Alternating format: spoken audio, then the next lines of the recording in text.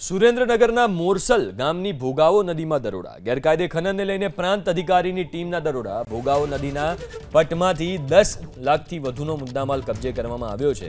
ભવાન શિયાળ અને ભરત લીંબડિયા નામના શખ્સો સામે ફરિયાદ નોંધવામાં આવી છે। તો સુરેન્દ્રનગરના મોરસલ ગામની ભોગાવો નદીમાં દરોડા પાડવામાં આવ્યા। ગેરકાયદે ખનન ત્યાં ચાલતું હતું એને લઈને પ્રાંત અધિકારીની ટીમે દરોડા પાડ્યા છે। નદીના પટમાંથી 10 લાખથી વધુનો મુદ્દામાલ પણ કબજે કરવામાં આવ્યો અને ભવાન શિયાળ અને ભરત લીંબડિયા નામના શખ્સો સામે ફરિયાદ નોંધવામાં આવી છે। સુરેન્દ્રનગરના મોરસલ ગામની ભોગાવો નદીમાં દરોડા ગેરકાયદે ખનનને લઈને પ્રાંત અધિકારીની ટીમના દરોડા ભોગાવો નદીના પટમાંથી 10 લાખથી વધુનો મુદ્દામાલ કબજે કરવામાં આવ્યો છે। ભવાન શિયાળ અને ભરત લીંબડિયા નામના શખ્સો સામે ફરિયાદ નોંધવામાં આવી છે।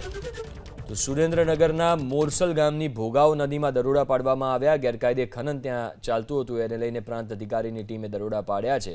નદીના પટમાંથી 10 લાખથી વધુનો મુદ્દામાલ પણ કબજે કરવામાં આવ્યો અને ભવાન શિયાળ અને ભરત લીંબડિયા નામના શખ્સો સામે ફરિયાદ નોંધવામાં આવી છે।